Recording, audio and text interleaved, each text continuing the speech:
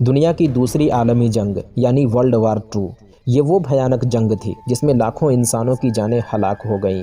साल 1939 से लेकर 1945 तक 6 साल के लंबे वक्त में धरती का हर कोना इंसानी खून और चीखों से भर गया था। यूं तो इस दौरान वो सब कुछ हुआ जिसकी इंसान एक जंग में कल्पना कर सकता है, लेकिन आज हम जिस खौफनाक घटना के बारे में बताने जा रहे हैं शायद इसकी कोई कल्पना भी नहीं कर सकता था। ये वो दर्दनाक हादसा था जब जापान के 980 सैनिकों को मगरमच्छ जिंदा निगल गए थे। दरअसल जंग के दौरान दुनिया दो हिस्सों में बंट चुकी थी। एक तरफ जापान, जर्मनी और इटली लड़ रहे थे तो दूसरी तरफ अमेरिका, रूस और ब्रिटिश हुकूमत थी।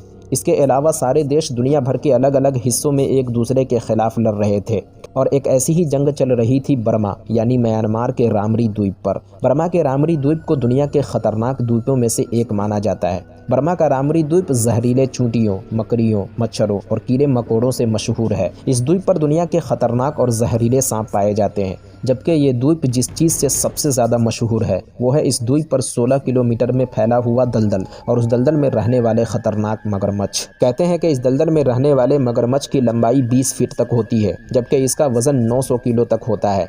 इस दलदल में एक नहीं बल्कि हज़ारों की तादाद में मगरमच्छ पाए जाते हैं। अगर कोई इंसान इनके चुंगल में फंस जाए, ये मगरमच्छ बिना रहम किए उसे जिंदा निगल जाता है। दूसरे वर्ल्ड वार के दौरान जापानियों ने बर्मा पर हमला करके इस द्वीप पर कब्जा कर लिया था। जापानियों को इस द्वीप से हटाने के लिए ब्रिटिश इंडियन आर्मी इस द्वीप पर हमला करती है। दरअसल हम उस वक्त आज़ाद नहीं हुए थे, इसीलिए हमारे देश के कई जवानों ने भी ब्रिटिश इंडियन आर्मी के तहत इस जंग में हिस्सा लिया था। ब्रिटिश इंडियन आर्मी इस द्वीप को खाली कराकर यहाँ पर एक एयरबेस बनाना चाहता था और इसी जंग के दौरान दुनिया की वो सबसे भयानक घटना घटी जिसे सुनकर आज भी लोगों के रोंगटे खड़े हो जाते हैं। तो आखिर 19 फरवरी 1945 की रात हुआ क्या था, आइए जानते हैं पूरी कहानी आज की इस वीडियो में। मगर उससे पहले अगर अभी तक आपने अपने चैनल रियल कहानी को सब्सक्राइब नहीं किया तो अभी कर लें, ताकि आगे भी ऐसे ही इन्फॉर्मेटिव वीडियोस आप तक पहुंचती रहे। तो चलिए वीडियो की शुरुआत करते हैं।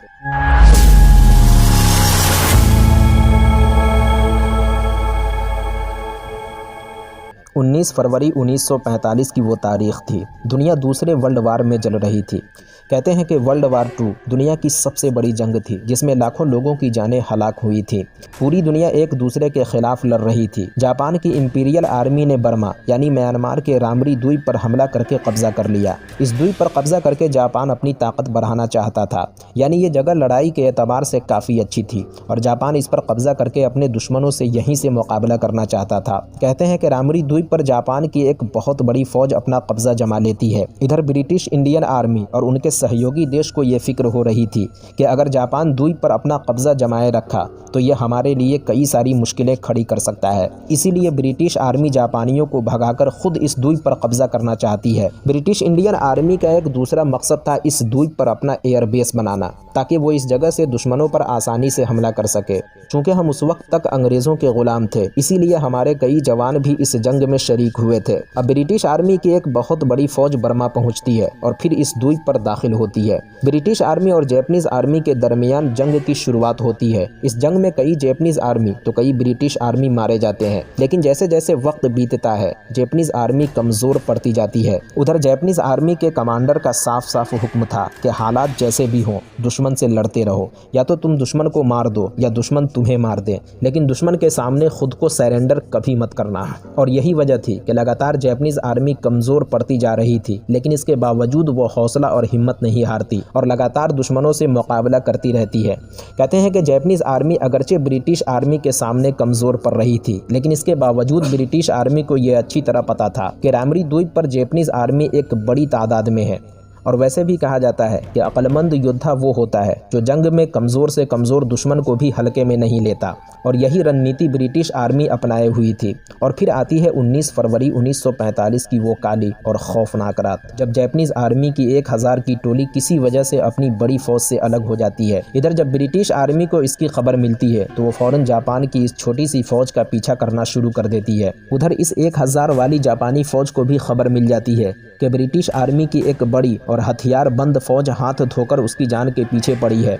जापानी फौज लगातार आगे की तरफ बढ़ रही थी ताकि वो अपनी बड़ी फौज के पास पहुंच जाए, लेकिन रात की तारीकी और अंधेरा होने की वजह से वो रास्ता भूल जाती है और वो उस रास्ते की तरफ बढ़ना शुरू कर देती है जिस रास्ते में 16 किलोमीटर की दूरी में फैला एक दलदल था, जिस दलदल में हजारों किस्म के जहरीले कीड़े मकोड़े, सांप और बिच्छू मौजूद थे। जबकि उस दलदल में जो सबसे खतरनाक जीव मौजूद थे वो थे उस दलदल में पाए जाने वाले मगरमच्छ, जो हजारों की तादाद में उस मैंग्रोव दलदल में फैले हुए थे। कहते हैं कि ये मगरमच्छ इतने खतरनाक थे कि इनका पूरा जिस्म दलदल के अंदर होता था, ऊपर सिर्फ इनकी आंखें दिखाई देती थीं। मैंग्रोव इस दलदल का नाम इसलिए पड़ा क्योंकि इस दलदल के किनारे बड़े बड़े पेड़ हुआ करते थे जिसकी शाखें दलदल के अंदर तक फैली हुई थीं और इस पेड़ का नाम ही मैंग्रोव है।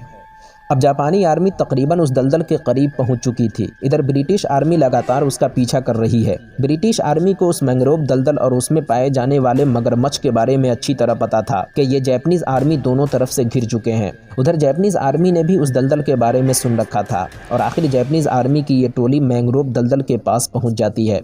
अब जापानीज आर्मी ना आगे बढ़ सकती थी और ना पीछे।